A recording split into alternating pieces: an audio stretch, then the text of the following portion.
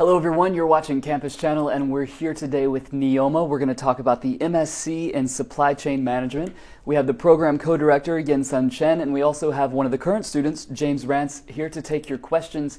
But first, we're going to start with the pitch.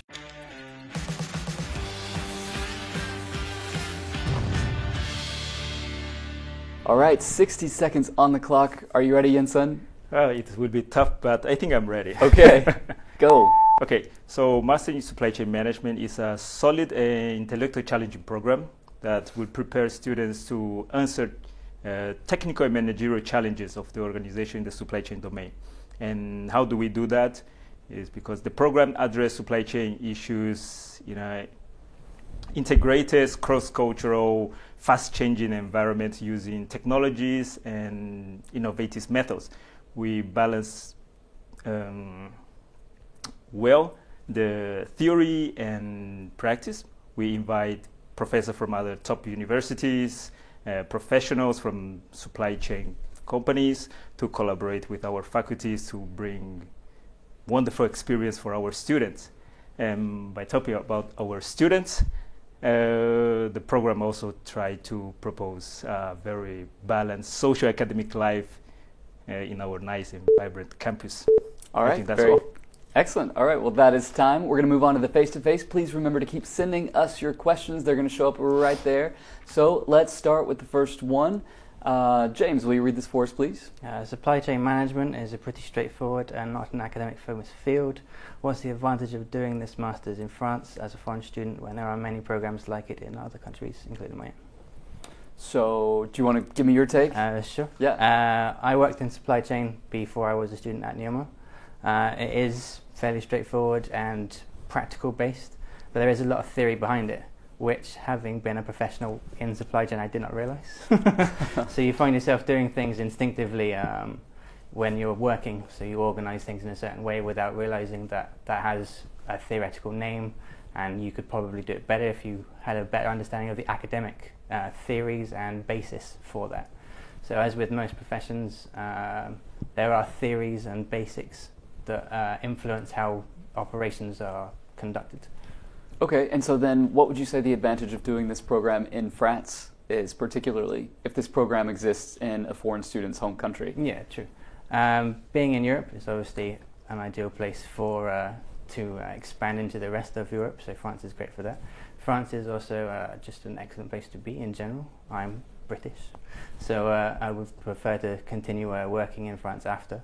And doing it in NEOMA provides a great basis for continuing work in Europe and France in general. All right. Anything to add to that, Yen-Tsang? In fact, I would just like to reinforce that, in fact, it's not only very straightforward operational things, but practical things, but we have a lot of theory behind this practice that will try to improve all those practice in the business environment. All right, very good. Let's take the question here. Yen-Tsang, will you read this? What's the difference between 1 year master and 2 year master in terms of academics and job opportunities? What are the chances for a student who is currently doing 1 year master to jump to 2 years? Okay, so in fact, the program is, the regular program is 1 year program. So it's 15 months. This 2 year program is designed for those students that don't have much professional experience, or they just graduate.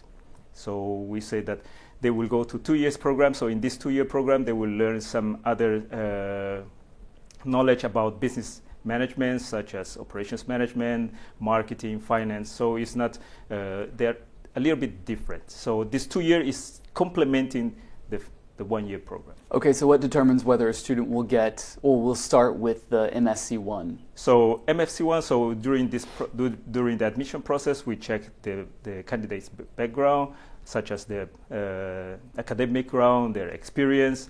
So if they are back +4, so we say that they will normally tend to go to the 1 year program.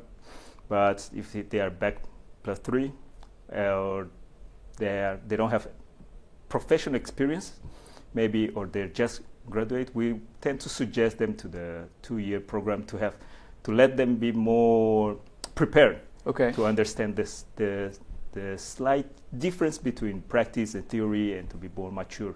And so is the Master 1, is that automatic admission into the Master 2 considering? No, in fact, they're normally admitted for the Master 1. Okay. So Master 2 are for those students that don't have much experience or just graduate.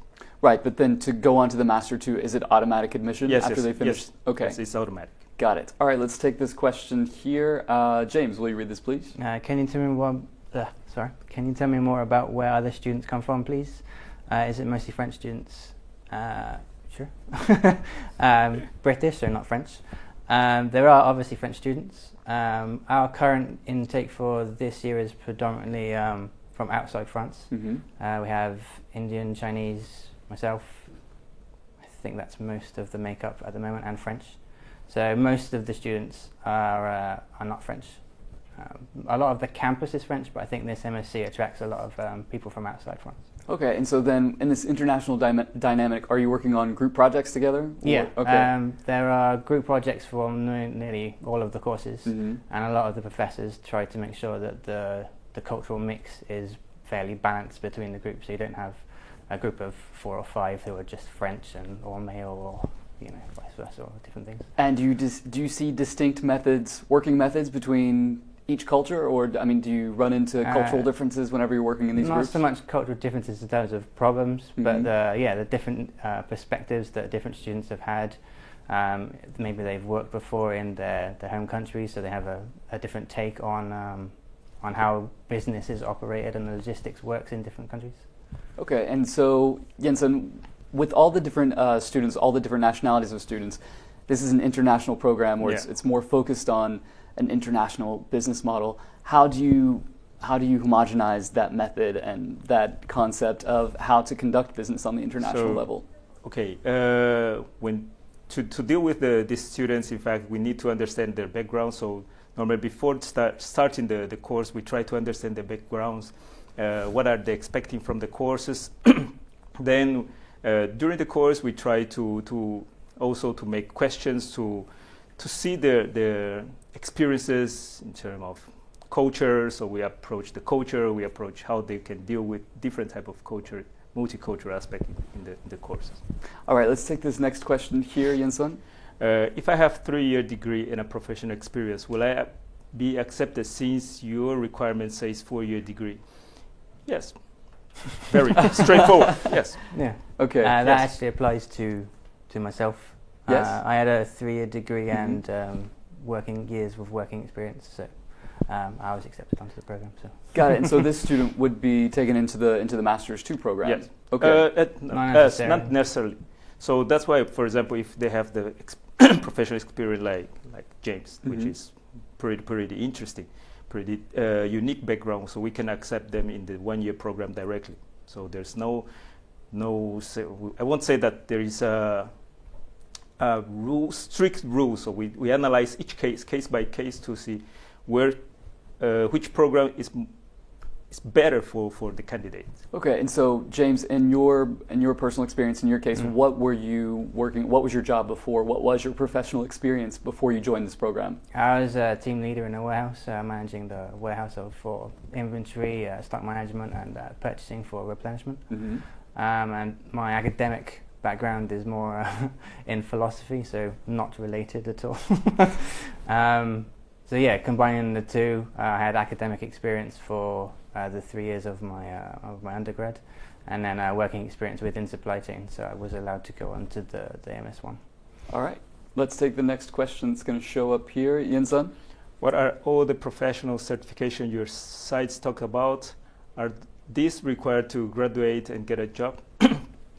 Okay, so all these certification are those that we prepare the students to get them once they finish the course. Okay, so these are not certifications given by the school? Not given by the school. So Okay. we prepare the students to take this certification. But for example, project PMI certification is related to the project management. And this certification, it has a very unique requirements, like 5-year professional experience, not only professional experience, but with project management. So the school can provide all this academic background training, theoretical training for the students, and then they will be able to take these certifications. Okay. So, and the second question is, are these required to graduate and get a job? No, they are not. They are not required. So we train the students, we make them be able to take this certification after they conclude the program, and it's not a requirement to get a job. So there's a lot of students that find a job there, or they have their positions without these certifications. Okay, James, did you have any of these certifications before you joined the program, or was this all new to you? Most of it was new, yeah. Okay. My job was not necessarily needed any kind of certification because it's not in a kind of a dangerous environment, or it was a medium-sized company, so it wasn't huge in terms of organization and working space. So I didn't need any of the certifications. And so what are these so you were just saying that you train the students to take these tests, but what are these certifications for? You mentioned dangerous working environments, or so what exactly does it certify them for? In fact, we don't certify the students. Right, but the certifications that they are prepared for. For example, in certain companies, they require to manage a big project. They require the professional to have a project management certification, PMI certification. So without this certification, they will say, okay, you are not going to manage. You can participate on the project, but you cannot manage.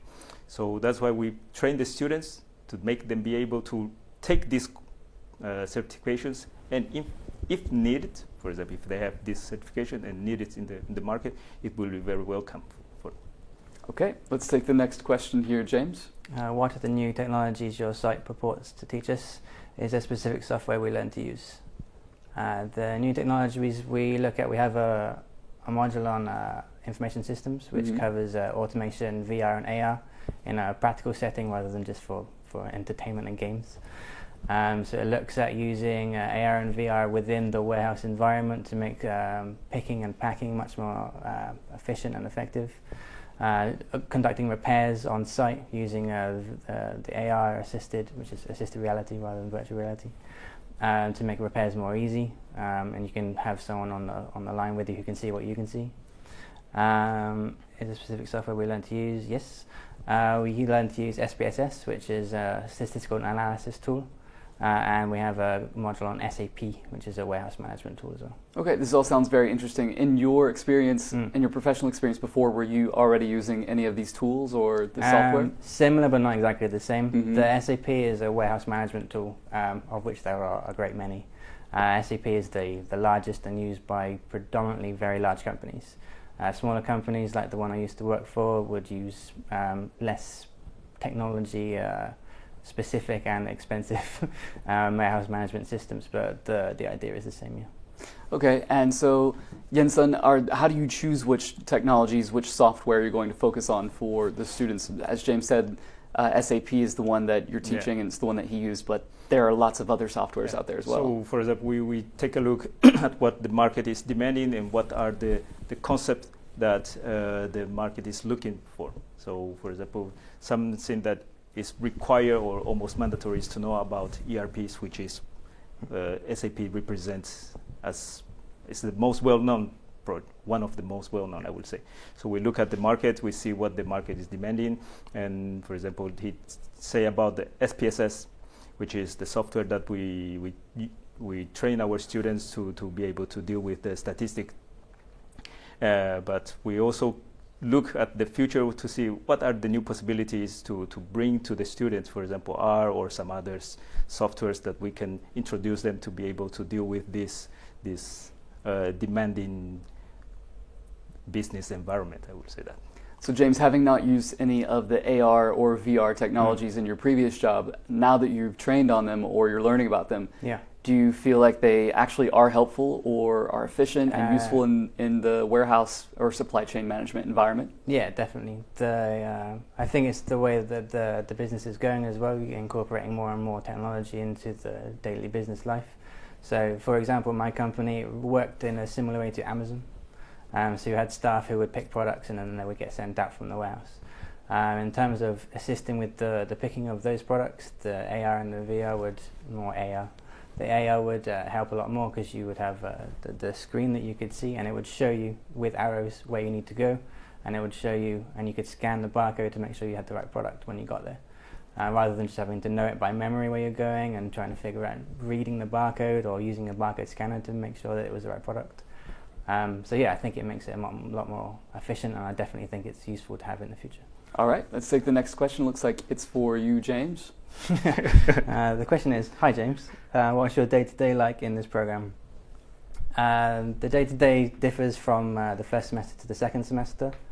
In the second semester we have a thesis, more exams, we're given a bit more leeway and free time to search for internships or a job position, which means that the first semester is slightly more work intensive.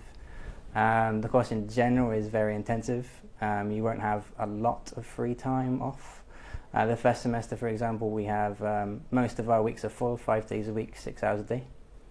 So a full-time job, basically. Essentially, yeah. Yeah. So yeah, it's very busy. It's very kind of intense, but a lot of the time the courses are structured in such a way that it's very intensive. So you'd have, rather than getting confused with different courses throughout the week, so say you have 5 days, 6 hours, you don't have different courses in the morning or the afternoon. So you have the same course for that whole week, and then after the week that course is normally finished because it would be 30 hours. So you complete one of the modules within a week. It gives you enough time to kind of like really kind of become intensively involved in the course itself. All right, very good. Thank you for sharing that. It's time for our first break. It's time for 3 words max, taboo.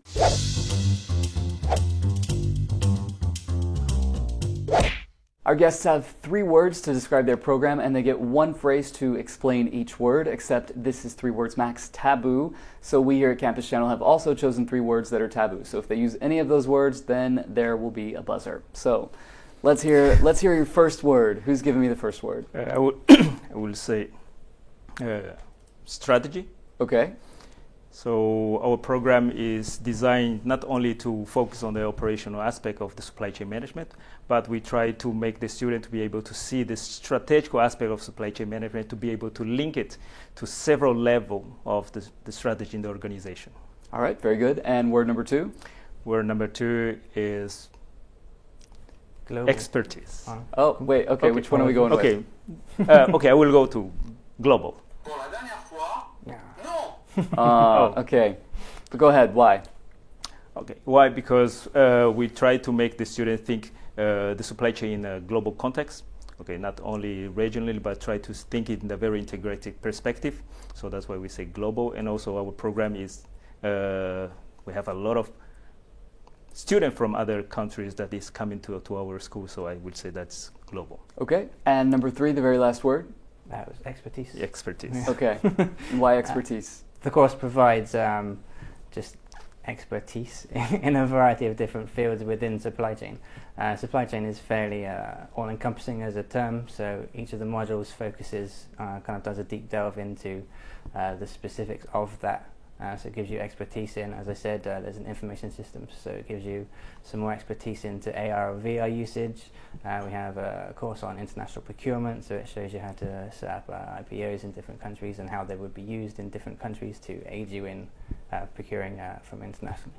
All right, very good. Only 2 out of 3, that's not too bad. Yes. All right, let's take the next question here. Yen-Tsang, will you read this, please? Okay, what kind of academic backgrounds and professional experience do candidates usually have? Do I need a business degree?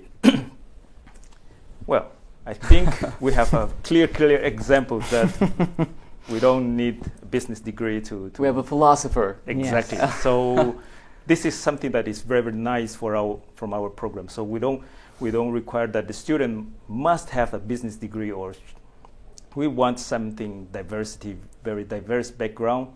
So we try to teach them about supply chain management. Okay, so we expect the student will be able to learn. So there's no requirement about what should be the background. Okay. So James, in your class, what are the backgrounds? What are the academic and professional backgrounds of your fellow students? We do obviously have people who have business degrees, but I think a lot of our students in this intake are engineers of various kinds. We have a few who I think did literature. I could be wrong, I think so. Okay. But as I said with myself, I had a degree in philosophy, so it's wouldn't have necessarily got onto the course with just that. So having Sure. some sort of professional expertise would kind of counteract the fact that your degree, your academic knowledge is not necessarily in fitting with the rest of the course. So students who are coming in with professional experience will also be in a classroom with students who don't have professional experience. What is that balance like? Since you have a lot of professional experience, do you ever find yourself frustrated in conversation with students who don't have the practical experience that you bring to the table? I wouldn't say frustrated. Sometimes it's interesting. The naivety is probably the wrong one. It's probably a bit too strong, but Just inexperience. Yeah. Yeah. So a lot of the times work is common sense. It doesn't require a lot of kind of in-depth kind of academic knowledge to sort out a problem. But yeah, it's just the lack of having not worked with for some of the other students doesn't hold you back in the studies, obviously. Right. But yeah, when you're looking at topics, a lot of the questions will revolve around the specifics on how it works. So if you've had previous job experience, you might already know the answer to the specifics to a question that another student has asked. But it's not frustrating, and it doesn't hold you back, and it's not a problem. Do you find the classroom discussions can still be interesting and stimulating and intellectually challenging? Yeah, of course. Yeah? Yeah. Okay. All right. Let's take the next question here, Yen-Tsang. Okay, what's the typical entry-level job in supply chain management after master program, and what is the average salary? Okay, this question is pretty interesting because there is a wide range of jobs that the students can find. Okay, since they can go to the startups, to account management, inventory management, they can go to IT department. So there is a very wide range of job position they can fit themselves. The average salary from the last survey that we had is around 48,000 euros per year. And is that globally or is that just in France? What do you mean? So is that from, so the survey that you did, is that with people who have found jobs all over the world, or is that just with jobs here in France? Jobs in France. Okay. So James, what would you like to do whenever you finish this degree? Have you given much thought to it? Yeah. Okay. After I finish, I would like to continue with similar work that I was doing before, but in France. Okay. I would much rather work here in France rather than back home, especially given the current political uncertainty, we'll call it, with Brexit. Yeah, so NEOMA is a great stepping stone for getting a job in France, I think. And so do you see career prospects? Do you have job opportunities that have caught your eye? Currently, yeah. Okay. I've got a few applications out for both internships, which is not where ideal for me, but is okay, and for job opportunities as well. So you feel like there's enough opportunity, there's opportunity here in France after doing this program? Yeah, definitely. Okay. All right, let's take the next question here. James? What kind of practical work does this program include? The afternoon workshop your site mentions, for example. The practical work, would that be the work in class? Yes. Yeah. So each of the modules is assessed, obviously, and has an exam. But outside of the exam, we have in-class assessments, various case studies and group works. It depends on module to module, the specifics. But if you've done a kind of a degree before, and have academic experience, it's not going to differ wildly from what has been done in previous degrees. I think that there's quite a lot more potential group work and case studies, because it is more practical orientated rather than individual academic work. So the case studies will look at the theory that you've gone over in class and then try and help you understand it by making you work with it. And so what, for example, would you do in a group project? What would your group work consist of? As again, it depends on the module. Right. As I mentioned before, the AR module that we had, our group project for that was a presentation on the different usages that you could see for AR in a specific area of supply chain. So I did something that I know about, inventory management. You could have done it on transport or procurement. So our group project, normally 5 people working on it, doing a presentation about the specifics of what you think the AR would be useful for in the specific area that you choose. Okay, and then do you make a presentation on that, or how's it assessed? You create the PowerPoint and you do a presentation as if it was a professional presentation. So you have to speak in front of the class and the professor, that you're marked on it. Everyone is obviously quiet when you're doing so, hopefully. But yeah, it's done in a very kind of professional orientated way, which also is helpful for after. You have to speak in public at work as a general rule. The MSc is trying to provide us managerial expertise in order to become managers. As a manager myself previously, you do need to be able to speak in public in front of a bunch of people and not be too nervous and stuttery. Sure. So, yeah. So in terms of managerial skills, do you offer any other courses or modules to develop managerial skills beyond just the practical work that James just mentioned? Okay, we have a module that is related to leadership and management. So this is a common course for all the programs. So this is given to the students. Okay, and then what does that consist of? Is that just a basic workshop, or? I think. Do you want? Yeah, have you taken this? Yeah. It helps you provide insight into what motivates you individually in a professional environment. Helps you with the very basics of CV writing, interviewing. Helps give you basic knowledge about what you'd want out of work. A lot of the students, having not worked before, aren't necessarily going to know what they want specifically from a job that they want to do. So it makes you just think about what you want to do after, and helps you give you some basic tools to help you along your way with that. All right. Next question, Yen-Tsang. Okay, is it possible to specialize in specific industrial sectors such as agriculture and food supply? Well, very good question again. So as I said, in this program, at the end of the program, the student must hand out thesis, master thesis. This thesis could be more academic oriented, or could be a business plan, or could be a consultancy project. So in this project, or in this thesis, the student can really specialize in one of the areas that they would like to work. For example, we have students that specialize in forecasts, in about how to predict the price of the fuel for the next coming years. And some other students, they work specifically in the champagne house, how they can manage their inventory, how to reduce the inventory. So it depends on what is the interest of the candidate or interest of the students, and they could use this, I will say, 6 months or 8 months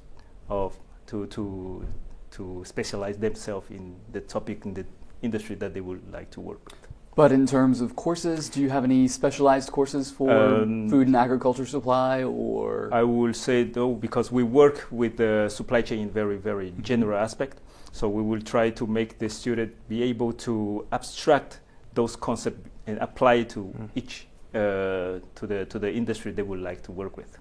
And in the classes, whenever you're giving case studies, and yes, whenever you're looking at case studies, where are these case studies coming from? Are they coming from industry examples? Are you looking at maritime supply, or what are you looking at? So this case, most of them are actual base case. So for example, we ask professors, sometimes they can bring their own case, they write their cases to bring to the students to work with.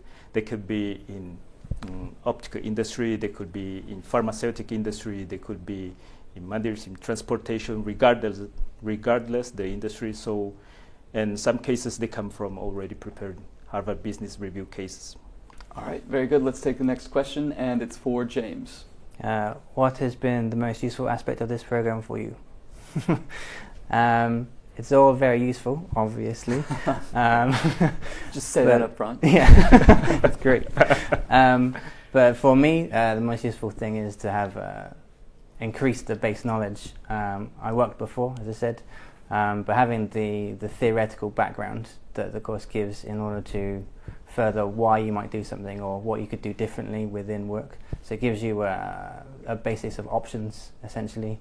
So it gives you the basic framework for supply chain in general. And then when you have a job after, you can use the knowledge that you've got to kind of like fit into what you are doing, specifically. So, I mean, it sounds like you would encourage potential students who might already be working in supply chain management to even consider going back and doing this degree. Potentially, yeah. Like I say, for me, it's a lot of knowledge that not necessarily didn't have before, but I didn't have a name for or didn't know of the other options. So you could kind of look at a problem, for me, managing inventory. You could do it the way that you do it, just because that's the way you think it should be done, or your predecessor had done it like that. But with the course, it gives you different options about how to do it and why you would do it in those different scenarios, and optimizing the different strategies of depending on what inventory you have. So it's giving you a new vocabulary and a framework within which to discuss your challenges at work or your issues that you deal with. Yeah. All right. Great. Well, so we are going to our next break. Where are we headed? We're not quite sure, but we're going to find out with Final Destination.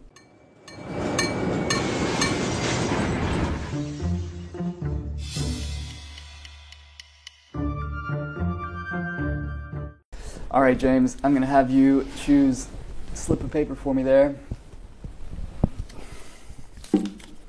What do we got? We have, if I had to choose a slogan for the school, it would be, Come on, you're a philosopher, you're a thinker. You'll do first. Not in marketing, no, different course. I don't know. Do you have any idea? Yen-Tsang? Well, a slogan for the school. Well, this is pretty. Is there an existing slogan for the school? Used to be leadership. Just leadership. Very simple. Okay. Leadership is the mission. We try to, and agility, I think, flexibility. Okay. So anything coming to mind with that in mind? Something along the lines of, it's more of a phrase rather than a slogan. Yeah. But NEOMA will provide like the ability and flexibility that you will need in work after you finish the course, rather than just kind of an academic course that you finished. That is a very long slogan. It is a very long slogan. I did say it was more of a phrase rather than a slogan. Like I say, we'd have to throw it over to our marketing department rather than supply chain, I think. I think printing costs are going to be too much for that one, to put that on everything. Yeah, per letter, that's a lot. All right, so think about that one and come back to me some other time. But let's take the next question here, Yen-Tsang. How do you teach international business and operations in this program? Please don't say through working in teams or of international students. Okay, first we try to bring the business scenario. What is the current business scenario, to explain to make the student understand the current business scenario, how they are integrated, and what are the possible framework that we could use to deal with all these differences in the business scenario. First, how we can integrate them, how we can deal with the cross-cultural situation, or how culture can impact on how we manage it. So then we do, of course, case study with a scenario that brings the international situations to deal with that. And of course, the question is, it's really nice. They say, please don't use the example of using international student, but the international student is exactly one of the best situations that we can bring all these different cultures to work together. Okay. So this is the way we do it. All right, very good. Yen-Tsang, let's have this next question. Do you have corporate partner that recruit directly from NEOMA?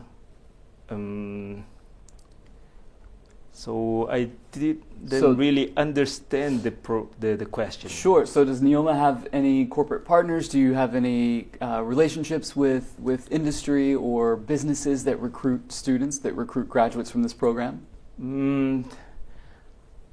I'm not so sure this question, so I don't. So I will direct this question to our recruitment department. Sure.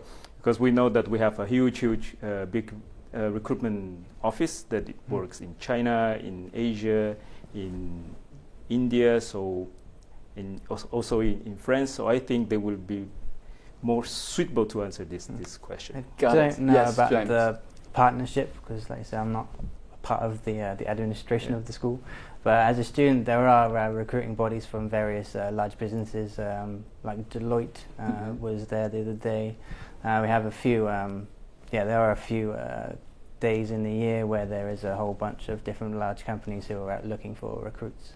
So. Excellent. All right, let's take this next question here. James? Is NEOMA considered an international authority on purchasing and supply chain management?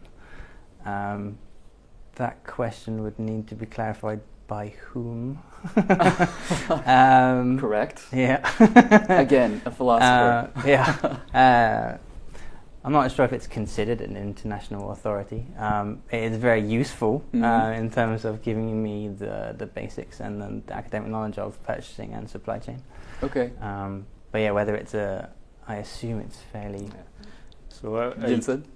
Okay, because looking at this question, I think that our school, I wouldn't say that is an authority like the number one, but we are very, very good in terms of purchasing supply chain management.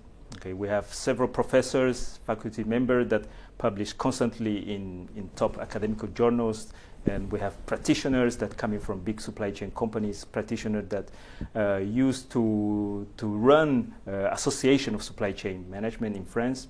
So we think that we are very good position in terms of purchasing supply chain management. All right, let's take the next question here. Yen-Tsang? Are there other ways to get involved in the school outside the classroom? Oh, yes. Yes, there are several ways. There are several associations, student associations, so they can get involved into. So, and also, aside this, they can gather together to do some personal activities. They can do work from the courses, and also the alumni from our school is an excellent place to make these students to get involved. So tell me more about the alumni network. James, have you connected with the network yet, or? Not a network per se, but there are contacts that a lot of the professors provide us with former alumni who work throughout the world in various projects. So if you're interested in contacting an alumni, then it's quite easy to do so. So Yen-Tsang, how long has this particular master's program existed at NEOMA? It's fine if you don't know. I mean, the question is basically, are there a lot of alumni from this particular master a part of the NEOMA network? Oh yes, there are a lot of students from this program in the alumni network. Yes. But I don't know how to explain how long it has been. Sure, no, that's okay. Yeah. Okay. All right, let's take the next question here. James. What's life like for a student in Rouen? Is it a village atmosphere or like a big city? I'll take the second part of that first. Okay. It's somewhere in the middle. It is a city, but it's not very big by European standards. I'm not sure in terms of population, but so the atmosphere is very relaxed, safe and calm, like a village, but it is also a city, so it has all the amenities of a city as well. So you have bonuses from both of those. Social life in Rouen is fairly good, as with anywhere. It depends on what you make it. Through the school, as we said before, there are various groups that you can join for sport or music, etc. And the student body in general gets together on a regular basis and organises events. So it's fairly studenty. Is it a city where students would need a car to get around, or is there public transportation? No, not at all. The transportation is good, as with most of the rest of France. So yeah, they don't need a car.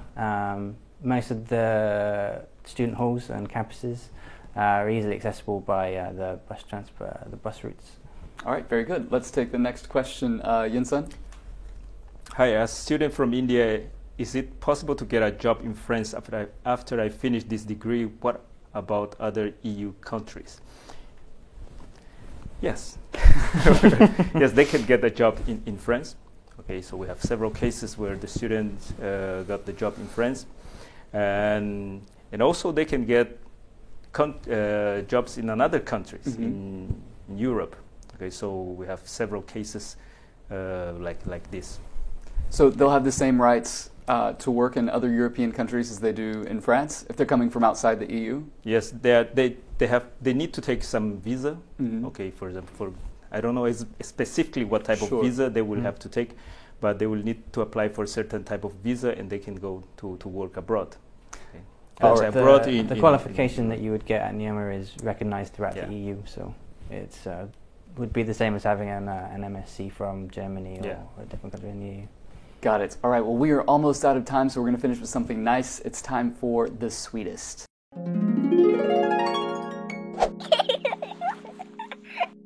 Okay, so James, I would like to know what was your favorite question from the interview and why?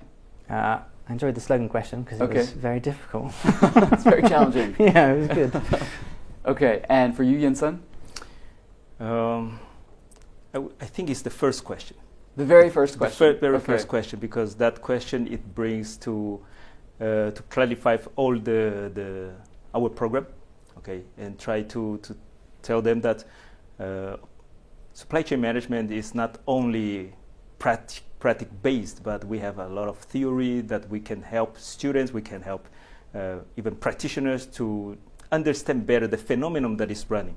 Okay, how to make the company more, I would say, effective, more efficient, because everybody wants to have more money. I would say that.